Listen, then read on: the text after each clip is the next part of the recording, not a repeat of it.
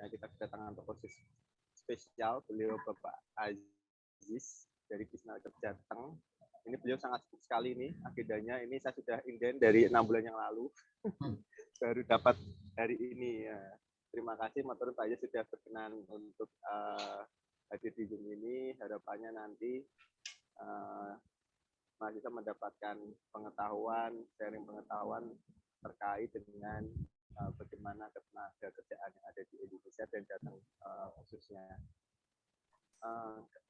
Ini ada Mbak Melisa Maja UNES sebagai mentor dan peserta yang lain ada dari Universitas Lampung, Unimed, kemudian UNRI, mana lagi ya? Terus dari Unja, Pak. Ya, Jambi. Terus mana lagi? Dari Universitas Negeri Makassar, Pak. UNM, Makassar.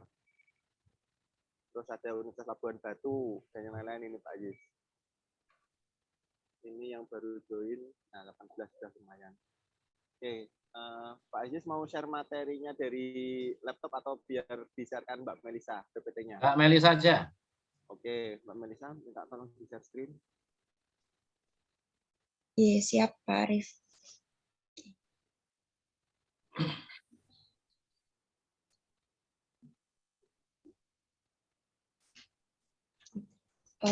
Sebelumnya terima kasih Pak Aziz sudah berkenan hadir di tengah-tengah kita hari ini. Sebuah kesempatan yang luar biasa juga bisa kehadiran narasumber yang luar biasa, Pak Aziz dari Disnaker Trans Jawa Tengah. Nah, hari ini kita akan membahas tentang bagaimana sih cara membangun tenaga kerja yang produktif dan juga kreatif. Nah, ini sesuai dengan kami nih, Pak, sebagai generasi Z yang hadir sebagai bonus, bagian dari bonus demografi juga gitu.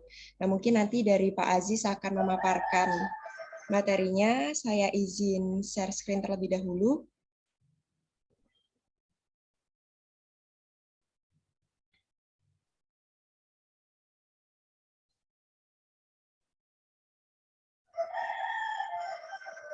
Apakah sudah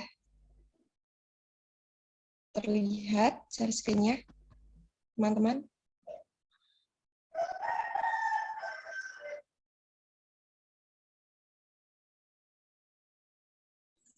Sudah, Kak.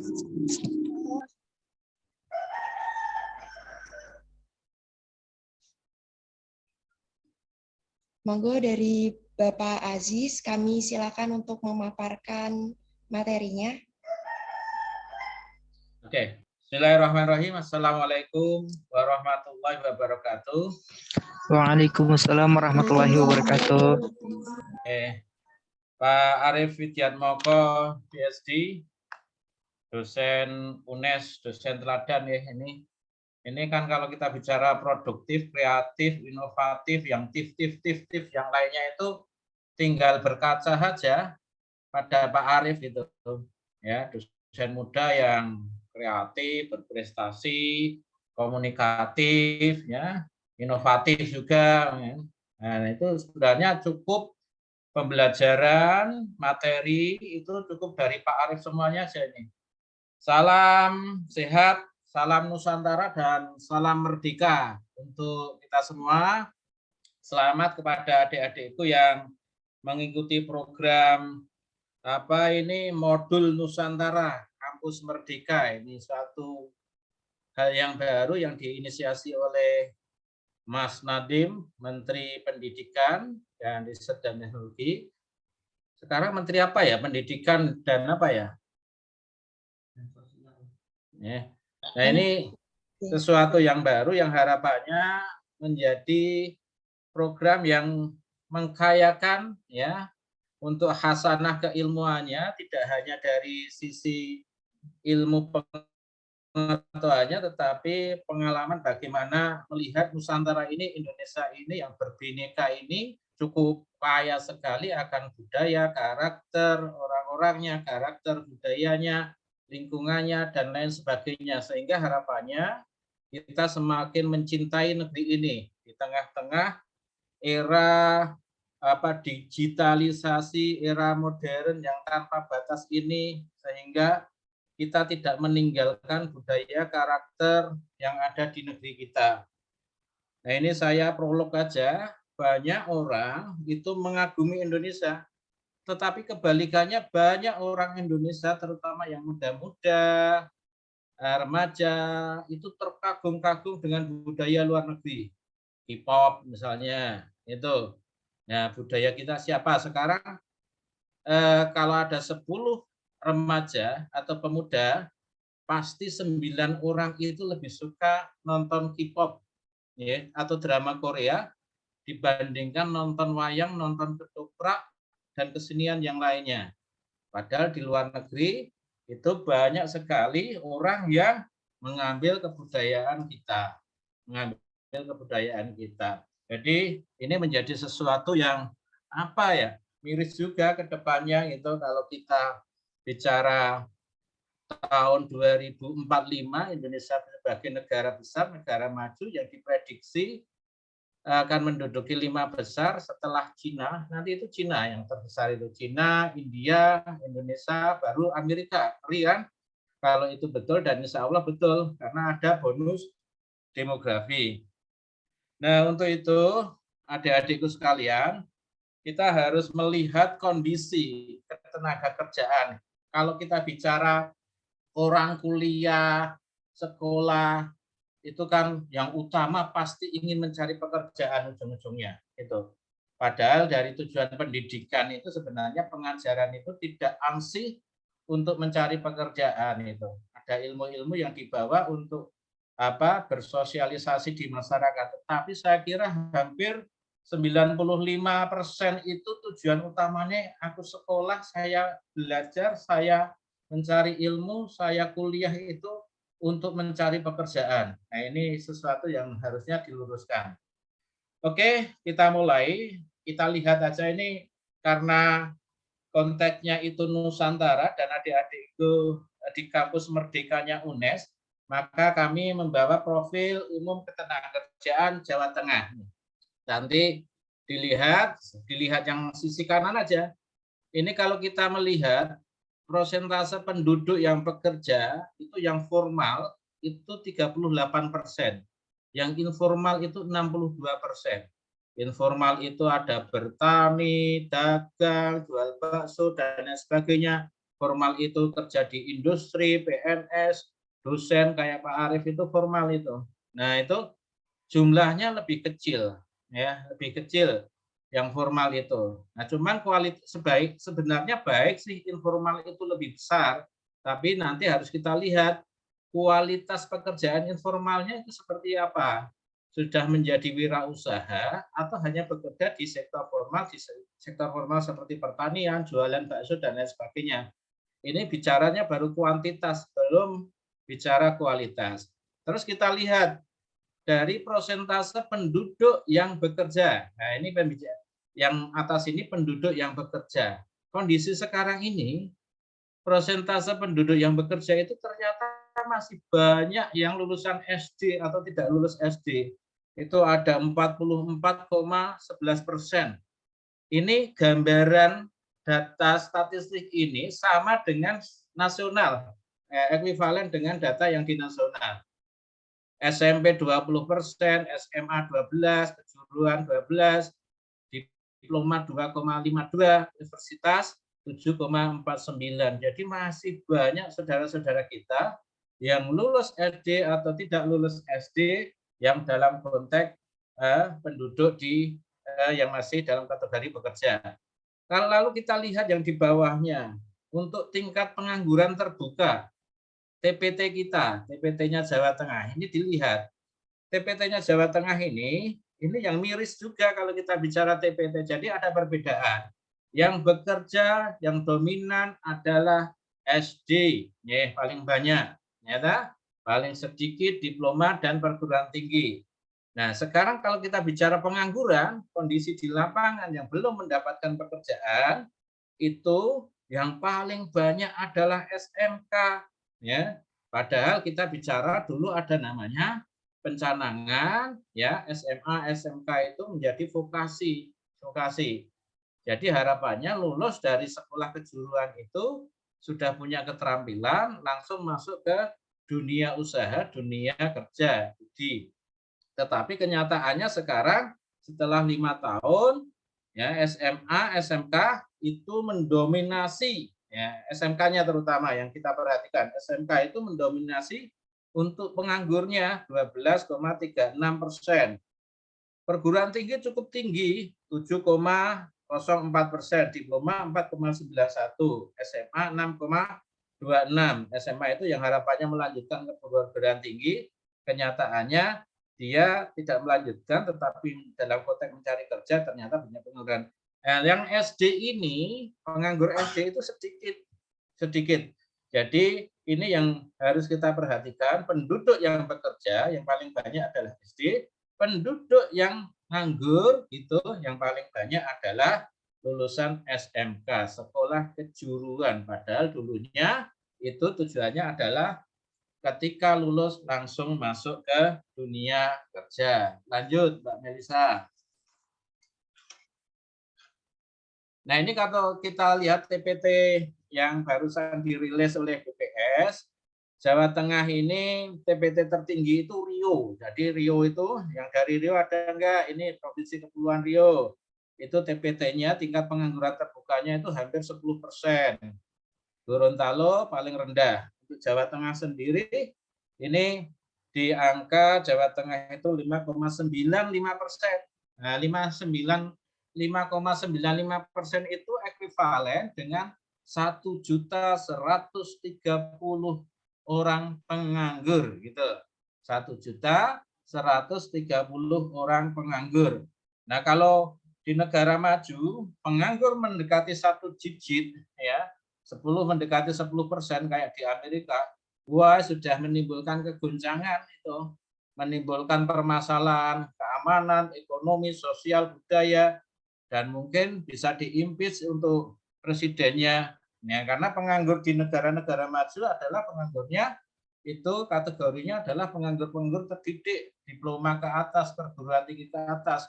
Kalau dari sisi menggerakkan orang untuk demo, satu orang yang berpendidikan tinggi itu bisa menggerakkan 50 sampai 100 yang lulus SD, SMP. Jadi sangat bahaya kalau penganggurnya itu nanti banyak yang lulusan perguruan tinggi karena pengetahuannya itu cukup luas, komunikasinya itu juga cukup luas, gitu, terus melek teknologi, apalagi di era medsos, gitu, ini membahayakan kalau penganggurnya yang tingkat sarjana itu semakin banyak karena melek teknologi, ilmu pengetahuannya juga sudah tinggi dan lain sebagainya. Ya, ini harus kita cermati. Yang dari provinsi-provinsi di luar Jawa Tengah ini berapa persen itu TPT-nya? Itu menjadi PR kita semua. Lanjut, Mbak Melisa. Nah, Bapak adik-adik sekalian, dilanjut, monggo Mbak Melisa. Slide-nya dilanjut. Nah, saya akan melanjutkan, adik-adik sekalian, kondisi saat ini bukan kondisi yang biasa-biasa saja. Mulai awal tahun 2020 itu ada suatu kejadian pandemi yang dampaknya sangat luar biasa. Ya, di hampir semua sektor. Sektor kesehatan jelas, sektor sosial jelas. Nah, ada yang nggak ketemu tetangganya, saya nggak ketemu Pak Arief itu bisa berapa bulan kemarin gara-gara pandemi itu, hampir 1 tahun gitu. Ketemunya di WA, kalau Pak Arief kober karena Pak Arief itu sangat sibuk gitu ya. Jadi sosialnya jadi kita berjarak sangat jauh. Kelihatannya hanya berapa meter ya jaraknya, tetapi akhirnya karena tidak bisa berkomunikasi secara langsung menjadi sangat jauh. Dengan saudara saya itu kebetulan aslinya Jogja, 1,5 tahun nggak bisa ke Jogja kemarin tuh. Baru ketemu kakak saya beberapa bulan yang lalu. Dampak di bidang ibadah baik yang muslim maupun non muslim, tidak bisa ke masjid yang muslim, yang non muslim tidak bisa ke gereja, ke wihara dan lain sebagainya. Jadi dampaknya luar biasa. Apalagi dampak di ketenagakerjaan, ini bagian dari dampak ekonomi. Di Jawa Tengah ini yang terdampak itu ada pekerja yang ter-PHK ya. ya yang terpaksa di PHK karena perusahaan sudah tidak mampu lagi untuk operasional. Ketika mau impor barangnya nggak bisa untuk transportasinya, ya. Terus mau ekspor, negara ekspornya lockdown, nggak bisa ekspor. Terus ada yang dirumahkan. Dirumahkan itu masih dalam konteks hubungan kerja. Hubungan kerja itu apa? Hubungan kerja itu ditandai dengan 3 hal. Ada pekerjaan, ada perintah, ada upah. Jadi kalau yang di formal itu di industri ada perintahnya, ada pekerjaannya, baru mendapatkan upah. Kalau ada pekerjaan, ya, terus ada perintah, itu tidak ada upah, namanya gotong royong itu, ya, gotong royong. Yang dirumahkan cukup banyak, ada 52.000. Terus upah pekerjanya dikurangi, ada 3.000. Terus pengurangan waktu kerja, nggak ada lembur lagi. Kalau kita lihat di industri itu, terutama padat karya yang di bagian produksi, lembur itu dijaga itu, ya. Lembur itu dinanti-nanti karena biasanya lembur itu digunakan untuk membayar kredit-kredit itu. Jadi kalau upahnya, gajinya itu untuk memenuhi kebutuhan konsumsi dalam setiap bulannya, lemburnya itu dipakai untuk bayar kredit motor, kredit elektronik, dan kredit-kredit yang lainnya. Terus ada kontrak yang tidak diperpanjang, dapat gawe karyawan yang kontrak yang tidak diperpanjang. Nah, perusahaan yang masih terdampak saat ini ada sebesar 343 perusahaan. Di Jawa Tengah ini jumlah perusahaannya 20.000 lebih. Yang terdampak, yang terdata itu ada 343. Lanjut, Mbak Melisa, kalau kita lihat selanjutnya terkait dengan ini yang harus diperhatikan, ya, kalau kita lihat, ini kita lihat data informasi pasar kerja. Nah, ini ternyata, nah ini, apakah negeri kita itu perempuannya memang lebih banyak ya? Kok pencakernya itu ini hampir berapa persen ini? Yang laki-laki 69, yang perempuannya itu 92.000. Berarti banyak yang perempuan ya. Kondisinya di statistik memang masih banyak perempuannya ya. Masih banyak perempuannya. Lowongannya kalau kita lihat lowongan untuk perempuan itu lebih banyak. Karena kalau perusahaan padat karya untuk yang di bagian produksi, lulusan SMA, lulusan D3, itu biasanya tenaga kerjanya adalah wanita, perempuan, usianya usia produktif 18 sampai 24-25 tahun gitu. Pendidikannya itu tadi gitu. Kalau yang laki-laki itu dianggap kurang teliti oleh perusahaan, terutama perusahaan yang padat karya, garmen, alas kaki, tekstil dan lain sebagainya. Nah, ini untuk pekerjaannya ada yang bekerja di dalam kota Jawa Tengah, ya, yang AKL ini, yang AKTT, banyak juga warga Jawa Tengah yang keluar dari Jawa Tengah bekerja di Batam, di Jakarta, Jabodetabek. Ada juga yang banyak juga perempuan itu, kita itu masih dominan Jawa Tengah ini untuk pekerja yang keluar negeri. Masih ada 10.000 lebih setiap tahun. Itu sebenarnya kalau kondisi normal Jawa Tengah ini, warga Jawa Tengah yang bekerja ke luar negeri itu setiap tahun 50 sampai 60.000. Cukup banyak. Karena ada daya tarik upah di sana. Ada juga kalau yang ke Timur Tengah, ke Arab Saudi itu ada daya tarik ibadah.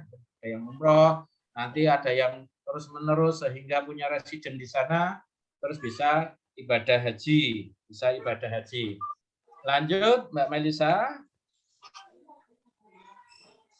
Nah, ini kalau kita lihat, ini contoh aja, ini ya, pencari kerja, lowongan, penempatan. Kalau kita lihat kan masih gap-nya cukup tinggi ya, cukup tinggi. Walaupun di Jawa Tengah ini industri-industri mulai berdatangan, industri padat karya itu yang dari Jawa Barat, Jawa Timur banyak yang relokasi ke Jawa Tengah. Ada kawasan industri terpadu Batang yang barusan diresmikan oleh Pak Jokowi. Ada kawasan industri Brebes, ada kawasan industri Kendal yang sudah menjadi KEK, kawasan ekonomi khusus, ada kawasan industri Demak, dan seterusnya. Nah, ini bagian dari bagaimana untuk mendongkrak sebagai pengungkit pertumbuhan ekonomi di Jawa Tengah, karena untuk pertumbuhan ekonomi itu yang paling besar adalah peran swasta dalam hal ini investasi baik dari dalam negeri maupun luar negeri. Nah, ini untuk selanjutnya yang harus diperhatikan terkait dengan permasalahan tenaga kerja. Nah, permasalahan tenaga kerja di slide berikutnya, Mbak Melisa. Kalau kita bicara link and match, adik-adik pasti dulu pernah mendengar ada Menteri Pendidikan Wardiman Joyonegoro, itu ahli teknologi, teman akrabnya Pak Habibie itu, Pak Wardiman itu. Nah, waktu itu ada program link and match, bagaimana mengelingkan dunia pendidikan dengan dunia industri. Jangan sampai dunia pendidikan itu tidak nge-link, tidak nge-match dengan dunia industri. Yang dunia pendidikan asik dengan pendidikannya masing-masing tanpa melihat kebutuhan dunia industri. Nah, itu kejadiannya banyak. Kalau kita lihat di lapangan itu sampai sekarang masih ada, masih dominan sekali anak-anak yang bekerja di garmen, misalnya 1.000 yang lulusan SMK jurusan jahit, ya, jurusan jahit itu hanya ada 10%, artinya lulusan tata boga, tata apa itu masuk di industri garmen. Jadi hampir 80%, artinya pendidikan yang 3 tahun itu untuk apa ya gitu. Nah, akhirnya kan berpikir ke situ. Ngapain kemarin 3 tahun kalau gitu kursus saja. Nah, ini nanti ke depannya yang harus diperbaiki. Program link and match ini. Begitu juga di perguruan tinggi. Di perguruan tinggi kadang-kadang ada pekerjaan yang tidak nge-match dengan basic latar belakang lulusannya dulu apa gitu. Ada yang lulusan IT bekerjanya tidak di IT sehingga ilmunya yang dipakai selama pendidikan itu, selama kuliah tidak maksimal gitu. Tetapi ada ilmu yang dipakai mungkin karakter, attitude dan lain sebagainya. Nah, ini ada permasalahan. Yang pertama informasi. Ya, informasi itu kadang-kadang belum ada informasi yang terintegrasi, informasi yang masif. Sekarang banyak aplikasi-aplikasi untuk menginformasikan lowongan-lowongan pekerjaan, tetapi kita kadang-kadang bingung sendiri, ini benar apa enggak gitu. Terus ini kok kebutuhannya banyak dan lain sebagainya. Nah, ini kita perbaiki. Terus pendidikan, kurikulum belum sesuai dengan kebutuhan Dudi. Kadang tidak perlu pendidikan tinggi, cukup training 1-2 bulan. Nah, ini kadang-kadang wes rasa pendidikan dhuwur-dhuwur, cukup training 1-2 bulan, dia sudah sesuai, sudah adaptif dengan pekerjaan yang dilakukan, yang akan dilakukan. Nah, itu. Jadi harusnya antara pendidikan kurikulumnya itu ada link dan nge-match dengan dunia usaha, dunia industri. Kompetensi ya harus selaras. Kebutuhannya di industri itu ternyata levelnya misalnya IT gitu, levelnya sudah di level 10, kita masih di level 5 di perguruan tingginya, sehingga gagap. Nah, maka ada juga namanya pelatihan merdeka. Pelatihan merdeka itu apa? Atau pendidikan merdeka bagi anak-anak SMK, dunia industri masuk di SMK itu untuk menambahkan ilmu keterampilannya kepada adik-adik kita, terutama yang di SMK. Yang di SMK, jadi ada tambahan-tambahan materi. Terus kita juga bicara kalau link and match itu jarak, ya, jarak antara tempat kerja dengan tempat tinggal gitu, antara tempat kerja dan tempat tinggal. Nah, itu kadang-kadang kita harus berpikir jaraknya berapa jauh dan lain sebagainya, terutama nanti juga terkait dengan alat transportasi dan lain sebagainya. Yang selanjutnya, ya, tidak link and match-nya itu adalah upah. Banyak tenaga kerja tadi di data di awal itu kan banyak warga Jawa Tengah yang bekerja di luar Jawa Tengah. Yang bekerja di luar Jawa Tengah itu misalnya di Jabodetabek, di Batam, di luar negeri itu hampir 20.000 sendiri. Dari jumlah berapa tadi? 90-an ribu tenaga kerja itu. Artinya daya tarik upah di sana. Di luar negeri itu pembantu rumah tangga kalau di Hong Kong, Taiwan sebulan bisa mendapatkan 10 sampai 15 juta. Ya, makan segala macam udah ditanggung. Kalau di Hong Kong itu hari Minggu atau Sabtu libur. Nah, di Victoria Park bisa ketemu teman-temannya nyanyi-nyanyi atau menambah keterampilan di bidang-bidang yang tertentu gitu untuk nanti setelah dia pulang upahnya dikumpulkan untuk membuka usaha. Jadi ada link and tidak ngelink tidak match terkait dengan upah. Saat ini hari ini mungkin adik-adik baca berita di portal-portal itu diumumkannya upah minimum provinsi. Itu salah satu kebijakan pemerintah untuk memberikan perlindungan kepada tenaga kerja yang masa kerjanya kurang dari 1 tahun. Terus yang selanjutnya permasalahan tenaga kerja tidak link and match terkait dengan minat kerja. Banyak pekerjaan yang tidak sesuai dengan soft skill maupun minat bakat pencakar generasi Z dan generasi Z yang cenderung apa itu? Yang cenderung ini jadi kadang-kadang generasi yang sekarang itu tidak sesuai ketika mencari pekerjaannya dengan yang tersedia itu, karena anak-anak sekarang, anak saya yang kelas 6 itu tadi yang mempersiapkan Zoom ini. Nah, kadang-kadang saya tadi tawari Pak Arief materinya dari Pak Aziz sama saya. Kalau saya nanti macet-macet gitu, nanti digeguyu Pak Arief gitu. Itu enggak, ini cuma biar Mbak Melisa juga biar kerja gitu. Nah ini yang minat kerja ini yang harus diperhatikan adik-adik mahasiswa sekalian itu ya, ada generasi Z, generasi Z yang cenderung melek teknologi. Nah ini nanti pekerjaan-pekerjaan yang melek teknologi itu seperti apa? Terus yang tidak link tidak match itu mental attitude. Nah ini menjadi persoalan yang mendasar. Yang mendasar apalagi ketika kita sudah dijejali dengan medsos. Nah nyawa kita kedua itu kan HP ya. Kalau kita bekerja itu padahal kalau kita bekerja di instansi manapun, pemerintah maupun swasta, bekerja di tempat orang lain, kecuali bekerja menjadi bos di tempat dirinya sendiri, itu ada ketentuan jam kerjanya. Yang lumrah itu 8 jam sehari, terus istirahat 1 jam.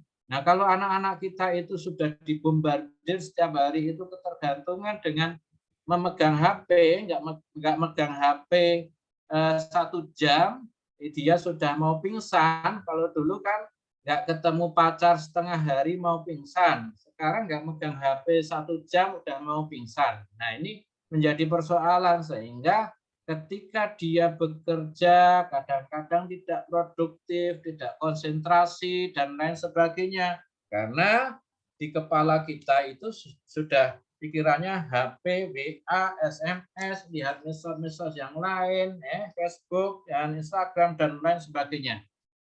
Yang terakhir itu terkait dengan tidak link tidak match-nya itu, yang terakhir terkait dengan budaya kadang-kadang itu ada perbedaan ada perbedaan antara budaya yang di luar Jawa dengan Jawa aja beda. Pak Arief itu kemarin kan PSD-nya itu S3-nya di Jepang. Orang Indonesia itu ketika bekerja di Jepang, bekerja di Jepang, produktivitasnya itu bisa naik 2-3 kali.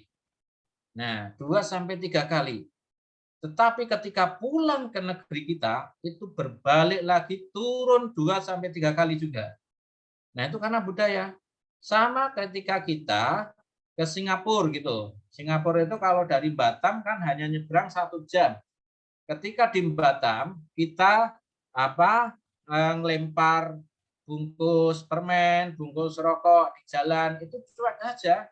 Tetapi meludah juga cuek saja, nggak ada yang negur dan lain sebagainya, nggak ada denda dan lain sebagainya. Tetapi ketika kita nyebrang 1 jam, 1,5 jam masuk ke negeri Singapura, coba kalau berani meludah itu, udah kena denda. Karakter budaya itu penting dan sangat berpengaruh. Karena negeri kita, alam kita itu sangat elok, beragam, sangat kaya, segala sumber mata pencarian gitu, sehingga memanjakan kita. Nah, coba di Jepang tanya Pak Arief itu, nggak punya lahan, dia nanam di atas genteng, di atas langit-langit rumahnya dan lain sebagainya, karena ada keterbatasan. Sama dengan adik-adik itu kalau sudah terbatas, waktunya mepet, mau ujian, Nah, baru keluar semua ilmunya itu. Ilmu ngepek, ilmu apa, dan lain sebagainya kadang-kadang itu. Nah, itu. Nah, di buru waktu ada itu. Nah, terus apa upaya solutifnya? Ya, tentunya informasinya diperbaiki. Ya, informasinya diperbaiki. Pendidikannya sesuaikan. Pak Nadiem sudah beberapa kali ya memperbaiki kurikulum. Cuman kalau kita bicara kurikulum itu kan tidak berdiri sendiri ya. Kalau sudah, apalagi kalau dosen sertifikasinya keahliannya atau guru keahliannya itu misalnya tata boga atau di administrasi, sementara administrasi itu tidak laku sekarang ketika harus beralih nanti sertifikasinya gimana. Nah ini tidak mudah juga.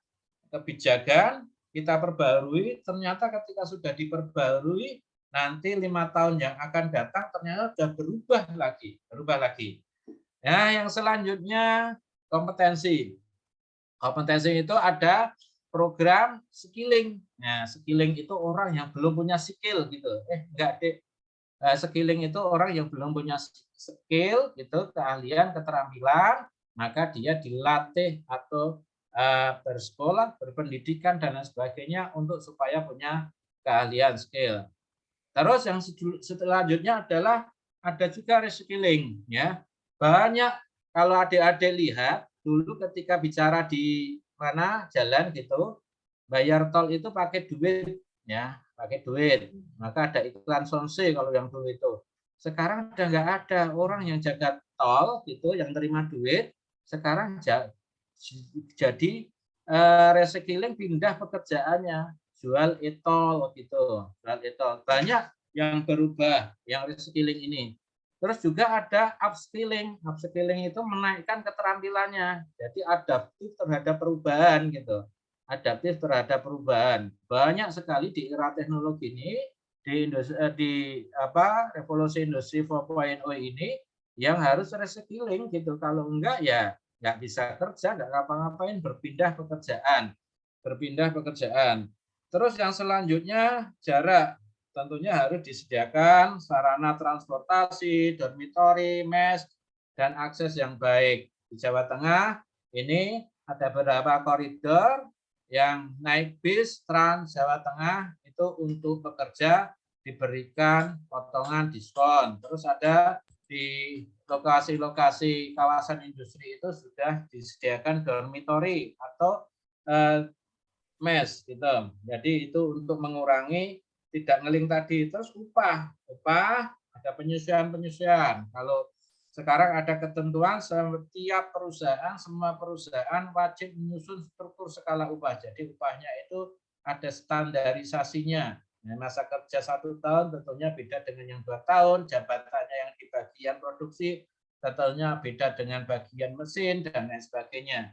Terus terkait dengan minat kerja, solusinya adalah perlu pemetaan minat bakat secara massal untuk memetakan minat, bakat, dan kecerdasan calon tenaga kerja terkait dengan dunia industri dan dunia usaha. Mental attitude itu gampang-gampang susah untuk merubah itu.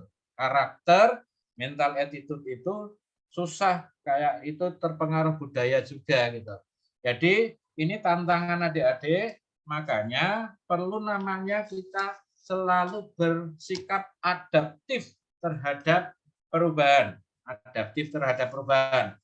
Nah, ingat ketika dulu Gojek, ya, Gokar, yang online itu ditentang mati-matian gitu.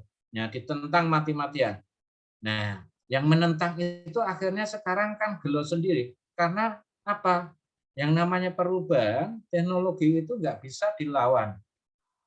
Ya, nggak bisa dilawan, diikuti, adaptif, kita harus menyesuaikan. Kalau nggak adaptif, ya kita ketinggalan. Lanjut.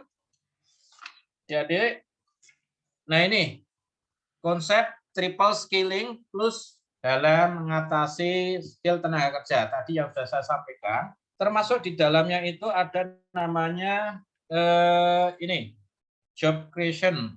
Nah, job creation itu bagaimana kita ya punya keahlian-keahlian sekarang, misalnya kayak anak-anak mahasiswa, adik-adik mahasiswa punya kafe dan lain sebagainya, bakat-bakat di kewirausahaan.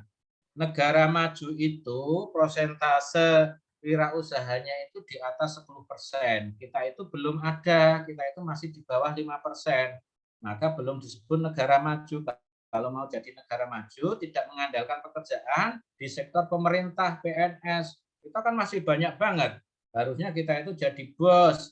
Jangan kita itu ikut bos itu. Nah, ikut pemerintah kan ikut bos pemerintah. Coba kalau yang pendaftaran PNS itu kemarin, itu 1 atau 3 lowongan yang daftar bisa sampai 500 orang gitu.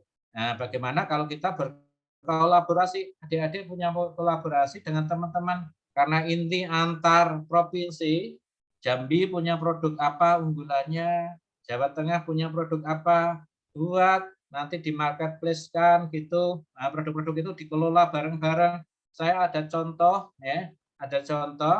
Bahkan teman kantor itu juga ada, awal-awal dulu mengenal teknologi itu hanya datang ke di Jakarta itu namanya pasar apa yang tempat belanja itu, dia belanja, lihat, tidak belanja, lihat untuk kebutuhan balita di bawah 5 tahun. Ya, pakaiannya apa saja, celananya seperti apa, difoto-foto. Difoto-foto, setelah itu dia pasarkan di medsos. Nanti ketika dapat pesanan, karena ketika dia datang ke Jakarta itu di pasar itu, dia sudah punya nomor teleponnya yang jualan di sana. Nanti ketika ada yang nyewa, maka dia pesan aja gitu. Nah itu. Terus ada juga contoh yang lainnya untuk wira swasta yang menjadi waralaba. Ada yang menjual nama orang tuanya. Kalau adik-adik kenal soto Mbok Giem Boyolali itu yang sangat terkenal, salah satu anaknya menjual namanya. Jadi siapa yang mau memakai nama soto Mbok Giem, bayar 15 juta. Saya ajari selama 1 minggu. Setelah 1 minggu, nanti silahkan buka dengan membawa nama Mbok Giem. Saya dulu termasuk yang mau daftar, tapi sudah tutup. Nah itu ternyata yang waralaba yang ikut itu hampir 200.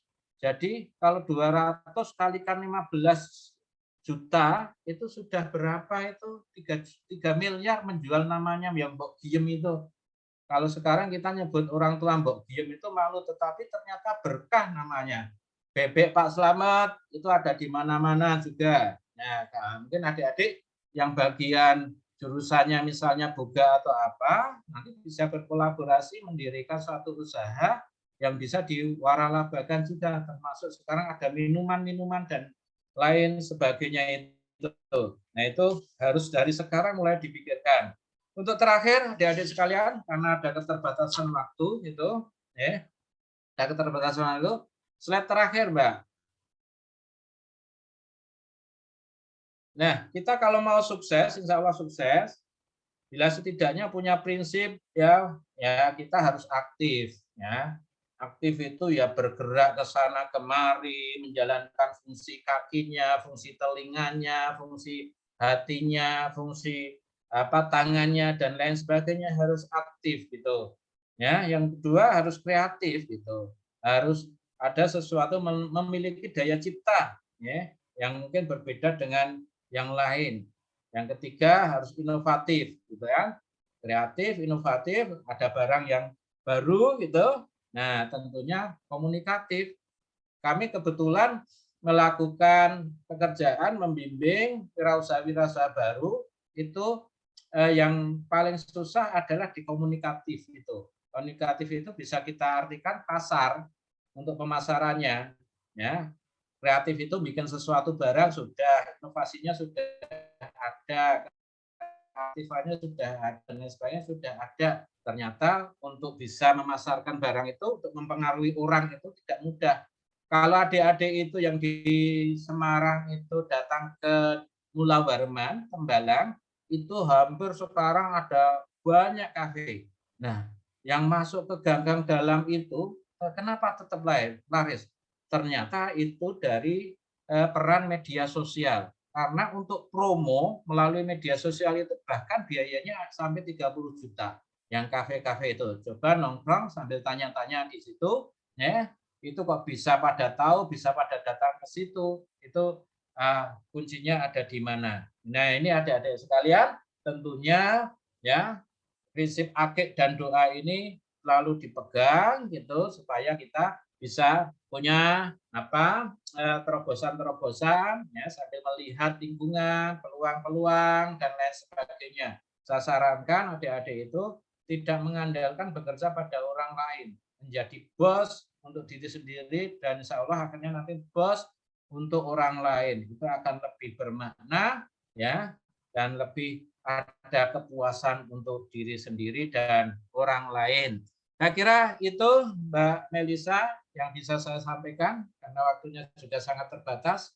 Habis ini saya mau nonton final badminton gitu. Oke, saya serahkan Mbak Melisa dan Pak Arif. Yang sangat informatif, yang menarik ya. Ini jika kita menyimak informasi tadi ini, kita teringat kelas inspirasi yang pertama. Lagi kita mendatangkan satu alumni dari UNES yang kebetulan juga punya beberapa usaha, yaitu tahu kekinian dan gym. Siapa Kak Mel itu namanya, Mbak Mel? Mas Anggi Heri, Pak. Iya, Mas Anggi. Harapannya itu Pak Ayi, jadi dengan adanya kelas inspirasi ini, yang muda-muda ini mindsetnya akan berubah. Jadi tidak untuk mencari pekerjaan, tapi untuk menciptakan lapangan pekerjaan. Harapannya itu. Ya, harapannya juga ini bisa menumbuhkan juga sektor pariwisata juga kan, kalau misalkan ini mau berkarya di daerahnya masing-masing. Oke. Silahkan mungkin kita buka pertanyaan Pak Aziz ya, maksimal 3 penanya nggih. Oke. Sudah Ya. selesai. Silahkan jika ada pertanyaan terkait dengan Saya mohon izin bertanya, Pak. Baik, Assalamualaikum warahmatullahi wabarakatuh. Perkenalkan Pak Aziz, saya Harimansyah, mahasiswa dari Universitas Labuan Batu, Sumatera Utara. Nah, saya ingin bertanya tentang terkait tingkat pengangguran tadi di seluruh provinsi yang ada di Indonesia. Kebetulan saya lihat tadi dari Sumatera Utara dan Jawa Tengah itu beda-beda tipis gitu ya. Untuk yang tertinggi tadi di Kepulauan Riau ya Pak, kalau nggak salah. Kemudian untuk tingkat pengangguran yang paling rendah di Provinsi Gorontalo. Nah, itu kira-kira ada langkah-langkah apa yang dilakukan pemerintah provinsinya begitu Pak? Apakah ada perbedaan dari cara mengatasi tingkat penganggurannya? Kenapa bisa begitu signifikan gitu Pak, perbedaan tingkat penganggurannya? Mulai dari yang tertinggi dengan yang terendah tadi gitu Pak. Terima kasih. Dihimpun aja sekalian kalau masih ada yang lain. Oke, ditampung dulu Mas Harimansyah. Silahkan kalau ada yang lain. Rosari Simbolon, Rosari Tapurba, Pak Fernandes selain. Yang lain-lain silahkan kalau ada pertanyaan. Mbak Estina, Gloria Huta Barat. Mas Ada? Melisa mau tanya nih, Pak. Boleh. Boleh ya? Boleh, Mbak Melisa ini mahasiswa juga? Mahasiswa IPA. Ada saya ini Pak Aziz. Oh ya. Monggo. Mungkin sebelumnya teman-teman juga boleh kasih reaction tepuk tangan dulu nih ke Pak Aziz yang sudah memaparkan materi yang luar biasa ke kita. Oke, nah gitu dong. Jadi sebelumnya terima kasih Pak Aziz atas kesempatannya, materi luar biasa juga, memberikan wawasan dan pengetahuan baru khususnya ke Melisa gitu. Jadi kalau Melisa dengar tentang tenaga yang produktif dan kreatif, tenaga kerja pasti mengarahnya ke lapangan kerja yang sebenarnya masih sedikit atau mungkin ke kualitas SDM kita yang masih belum optimal gitu. Dan ternyata tadi Pak Aziz jelasin ternyata ada banyak hal gitu terkait link dan match, ada informasi, ada budaya dan sebagainya. Ternyata banyak hal yang mempengaruhi dari tenaga kerja itu sendiri gitu. Nah, pertanyaannya nih Pak, sebenarnya ini kan kami dari mahasiswa ada yang semester 7, semester 5, atau mungkin semester awal nih Pak. Nah, apa sih hal-hal yang bisa kita lakukan gitu sebagai mahasiswa untuk menjadi bagian dari tenaga kerja yang produktif dan kreatif tersebut di masa kini maupun di masa depan nanti. Begitu Pak Aziz. Terima kasih. Dulu ya. Ya, baik Pak. Ya. Mas Hirmansyah, terima kasih. Sumut dengan Jawa Tengah, TPT-nya Betty, beda-beda tipis. Nah, kalau langkah-langkah untuk mengurangi TPT itu tidak mudah. Ya, tingkat pengangguran terbuka itu berkurang 1% itu sudah sesuatu banget gitu, sesuatu banget. Apalagi kalau kita bicara penduduknya Jawa Tengah gitu ya. Angkatan kerjanya itu hampir 27 juta gitu, hampir 27 juta. Nah, itu untuk mengurangi tidak mudah. Maka harus ada namanya kolaborasi dan sinergi. Siapa yang harus berkolaborasi dan sinergi? Itu tentunya pemerintah dengan swasta. Nah, pemerintah menyediakan apa? Karena gini, kalau untuk mengurangi pengangguran, yang paling signifikan itu adalah sektor swasta. Sektor swasta itu dengan investasi. Investasi itu baik dari dalam negeri dan luar negeri. Ketika kita bicara investasi, maka di situ akan terbuka lapangan pekerjaan.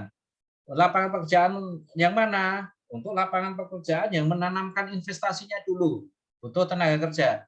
Terus ada multiplier effect. Multiplier efeknya apa gitu? Multipliernya ada penyediaan kos-kosan, ada penyediaan warung-warung makan, ada penyediaan transportasi, banyak hal ikutannya ketika ada investasi itu. Nah, akhirnya tingkat kesejahteraannya naik. Ketika tingkat kesejahteraannya naik, berarti konsumsi rata-rata penduduknya naik, pertumbuhannya naik, nah, tingkat kemiskinannya turun. Nah, itu. Nah, langkah-langkahnya itu. Fasilitas yang diberikan pemerintah apa? Sekarang sudah agak banyak gitu. Maka sekarang itu ketika kita bicara investasi, kita harus bicara Undang-Undang 11 2020, Undang-Undang Cipta Kerja. Jangan bilang Undang-Undang Omnibus Law loh, ya. Ya, kalau seorang mahasiswa bicara Undang-Undang Omnibus Law itu salah itu. Omnibus Law itu sistem, ya, Anglo-Saxon atau apa gitu yang dipakai itu perpaduan itu dulu di Prancis. Jadi merangkum semua undang-undang tidak parsial. Kalau selama ini kan parsial, undang-undang pendidikan sendiri, undang-undang tenaga kerja sendiri, ini dijadikan satu sehingga diharmonisasi biar dinamis gitu. Biar gerak langkahnya itu tidak saling menghambat. Misalnya ketika bicara investasi itu perizinannya sudah dalam tanda kutip dipermudah, layanannya diperbagus, perizinan untuk infrastrukturnya juga dipermudah. Terus ada juga keringanan pajak dan sebagainya. Ternyata masih ada yang ganjal dari sisi ketenaga kerjaan, misalnya upahnya terlalu tinggi, maka di undang-undangnya berubah, di Undang-Undang Cipta Kerja. Jadi itu ketika sudah peraturannya itu sudah given, baku, itu ada namanya kepastian usaha. Ya, ada kepastian usaha. Jadi kalau saya nanti itu menanamkan investasinya di Indonesia, ya, dari sisi perizinannya hanya cukup 1 bulan gitu misalnya. Dapat fasilitas keringanan pajak misalnya untuk 1 tahun pertama misalnya. Terus infrastrukturnya dijamin tidak bermasalah. Upah pekerjanya itu sangat kondusif ya. Terus kondisi hubungan industrialnya, buruh-buruhnya itu masih harmonis dan lain sebagainya. Nah, ini kalau sudah seperti itu nanti akan berdatangan investasi-investasi, investor-investor untuk menanamkan investasinya yang tentunya nanti akan berpengaruh mempunyai multiplier effect untuk sektor-sektor yang lain. Nah, strateginya tentunya secara umum seperti itu. Tetapi untuk yang secara khusus akan dilihat karakter daerah masing-masing. Nah, mungkin di Sumut, Mas Hermansyah untuk Labuan Batu itu ada daerah-daerah wisata yang digerakkan wisatanya. Kalau kita bicara industri yang ada di luar Jawa, di Kalimantan, di Sumatera itu kebanyakan bukan industri manufaktur, tetapi industrinya industri alam, gitu, industri alam. Tinggal dilihat keunggulan-keunggulannya ada di sana apa. Karena kita misalnya di Kalimantan membuat industri manufaktur yang padat karya menggunakan banyak tenaga kerja akan agak susah untuk mencari tenaga kerja. Di Kalimantan itu ternyata luasnya minta ampun, tenaga kerja orangnya seberapa dari Jawa gitu, dari Jawa. Terus Mbak Melisa supaya ke depan produktif. Nah, sekarang tidak zamannya lagi orang datang ke kuliah gitu, datang pergi yang diomongnya hanya pelajaran. Nah, yang diomongin hanya materi kuliah. Yang diomongin hanya dosennya. Ya nah, dosen ini enak, dosen ini ganteng, dosen ini cantik, dosen ini. Nah, itu enggak. Ya. Kalau kayak gitu sudah itu kuliahnya zaman saya. Zamannya Pak Arief aja udah beda. Zaman saya itu 20 tahun yang lalu gitu ya. Datang ke kampus gitu, bawa buku satu, nanti masuk ke kuliah, setelah itu selesai ngobrol-ngobrol sebentar, tapi ngobrolnya bukan konteks untuk sesuatu yang kira-kira akan dicapai di masa depan, gitu. Maka sekarang itu kita sudah luas sekali untuk bisa memberi atau menempa diri, menyiapkan untuk masa depan kita. Apalagi kalau di kampus, ayo kita banyak loh ternyata teman-temannya Mbak Melisa itu yang bergabung membuat kafe. Nah, teman kantor itu ada 2 yang anaknya itu setelah lulus kuliah itu malah nggak cari pekerjaan. Dia punya 2 kafe. Lumayan besar modalnya, tetapi ternyata hitungannya ekonominya itu ternyata 6 bulan itu sudah BEP. Dia nyewa lahan, terus buat tempat kafenya dan lain sebagainya, begitu menarik. Terus untuk promosinya itu yang kekinian dan lain sebagainya, banyak loh yang berhasil gitu. Nah, mungkin ada segmen-segmen tertentu. Nah, ini nanti yang di Kampus Merdeka itu ayo diidentifikasi. Nanti dikoordinasi Mbak Melisa. Yang di Labuan Batu punya keunggulan apa? Yang di Jambi punya keunggulan apa? Yang di Jawa Tengah apa? Nanti ada namanya grup untuk memasarkan sesuatu, membuat sesuatu, ada link, ada jaringan. Nah, misalnya Mbak Melisa punya batik, kirimkan ke Labuan Batu. Yang Labuan Batu punya makanan, kirimkan ke Jawa Tengah. Nah, mungkin omsetnya awalnya sedikit, tapi lama-lama kita nggak tahu gitu. Nah, nanti kalau punya usaha bareng-bareng kan asik gitu. Jadi lulusan Kampus Merdeka, Kampus Nusantara ini ada sesuatu. Tadi di UNES ada yang menjadi contoh. Nah itu biarkan itu menjadi virus bagi yang lainnya, ya. Biarkan jadi virus yang baik bagi yang lainnya. Kalau ini tatap muka, gitu, misalnya tatap muka ya datang ke mereka, gitu. Caranya bagaimana dan lain sebagainya. Terus punya keberanian untuk mencoba itu penting. Punya keberanian untuk gagal itu penting gitu. Kalau dulu yang menjadi mentor itu Bob Sardino, ya. Bob Sardino itu seperti apa gitu kan? Mentor untuk wirausaha untuk berhasil. Yang penting itu sekarang daya kreativitas kita. Terus cara kita bergaul di kampus itu biar nggak menyesal aja. Jadi hal-hal yang positif, ikut di BEM, ikut di senat, itu hal yang positif juga. Tetapi yang konteksnya untuk masa depan itu perlu dan penting gitu, supaya kita nanti tidak nyesel. Karena kalau kita jaga jadi PNS itu perbandingannya udah ngeri sekarang gitu. Terus sekarang itu kedepannya PNS juga makin sedikit, nanti ada P3K yang kontrak itu. Punya usaha sendiri aja deh, lebih nyaman, lebih enak gitu. Dan itu insya Allah surga nanti jaminannya karena memberi pekerjaan pada orang lain. Punya usaha sendiri, punya kebanggaan menjadi bos. Nah, bos itu kan nggak ada terminologinya.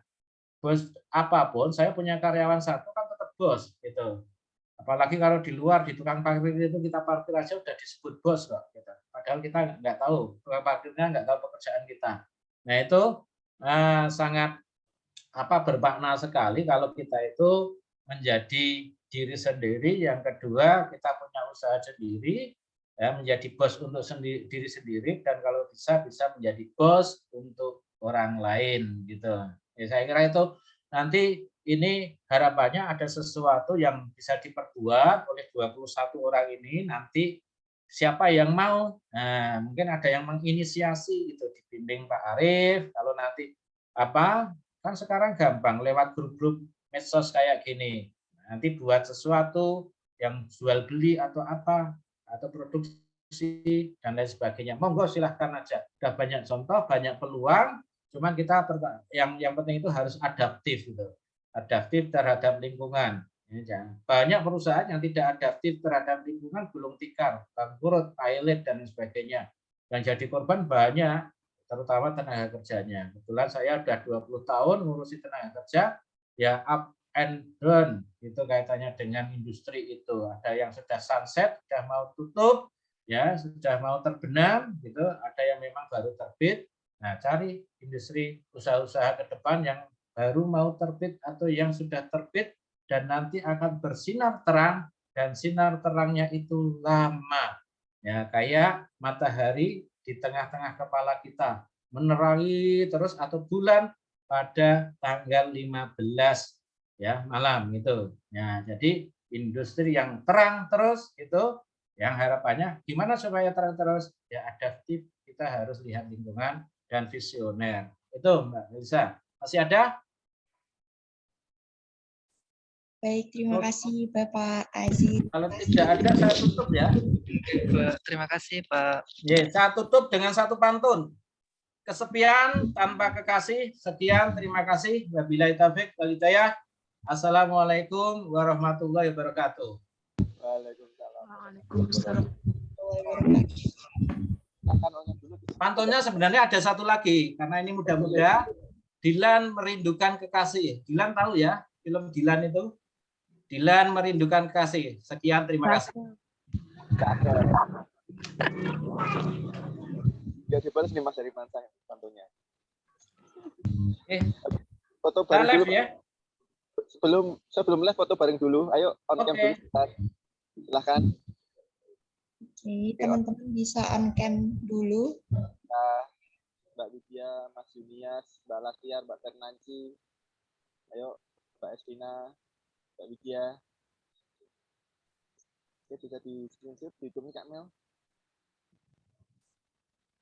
Ini di foto Bapak. Hitung Kak Mel. Oke, Melisa hitung sampai 3. 1, 2, 3. Namun, Pak. Oke, makasih. Oke, terima kasih banyak Pak Aziz. Terima kasih Pak Aziz. Ya. Arif nanti. Oke, itu tadi ya presentasi dari Pak Ahmad Aziz yang sangat inspiratif sekali. Nah, itu bisa diinisiasi ke depan ya. Ya ini untuk kontak Pak Aziz luar biasa sibuknya. Kebetulan beliau itu tangan kanannya Pak Ganjar Pranowo, tahu ya, Gubernur Jawa Tengah. Jadi bohong saya itu. Nah, ini Pak Aziz ini kan tangan kanannya Pak Ganjar ini, kalau ada apa-apa ini kerja selalu kontak Pak Aziz. Yuk kita berkoordinasi, berkolaborasi supaya ke depan kita tidak berpangku tangan saja untuk lulus mencari pekerjaan, tetapi kita harus aktif untuk menciptakan lapangan pekerjaan, mulai dari yang sederhana dulu ya, dan memanfaatkan media sosial yang ada, Instagram, Facebook dan lain-lain supaya untuk promosi. Oke, terima kasih Pak Ahmad Aziz atas kerawuhannya, atas kehadirannya. Ya, sama-sama. Matur nuwun. Ya, matur nuwun. Terima kasih. Ayo open mic, ucapkan terima kasih ke Pak Aziz. Terima kasih, Pak. Terima kasih Terima Pak kasih, Pak. Aziz. Terima kasih banyak penjelasannya Pak.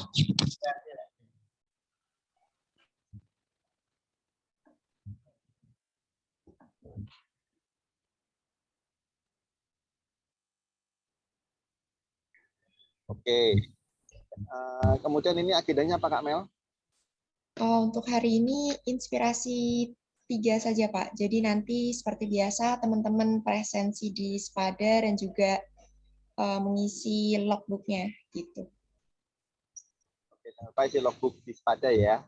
Oke, gimana kesannya untuk kelas administratif pada siang hari ini? Mbak Fernanci, gimana kesannya?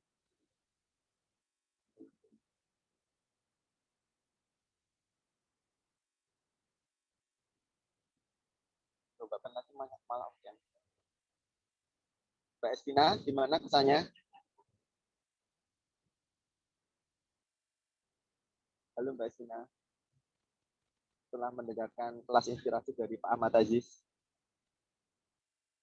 Termotivasi Pak agar maju gitu. Terus langkah ke depannya apa kira-kira?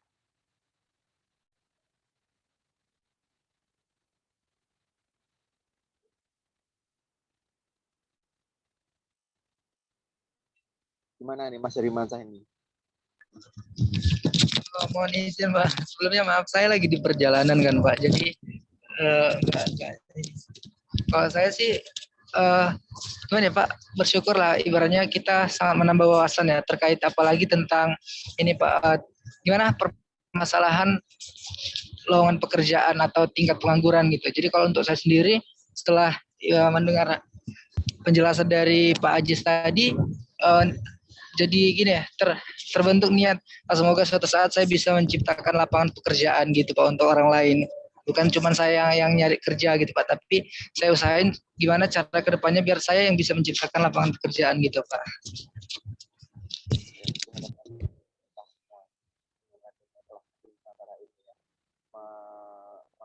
Menciptakan lapangan kerja dan promosi dari pariwisata itu juga penting karena promosi pariwisata itu juga bisa menciptakan lapangan kerja di daerahnya masing-masing. Sudah selesai belum untuk membuat video promosinya? Belum ya? Oke, saya kira itu ya untuk pertemuan kita pada siang hari ini.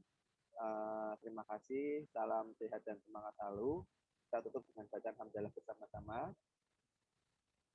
Alhamdulillah. Amin. Selamat siang. Assalamualaikum warahmatullahi wabarakatuh. Waalaikumsalam warahmatullahi wabarakatuh. Terima kasih Pak. Terima kasih Pak Ari. Terima kasih Kak Melisa. Lalu ya. And all.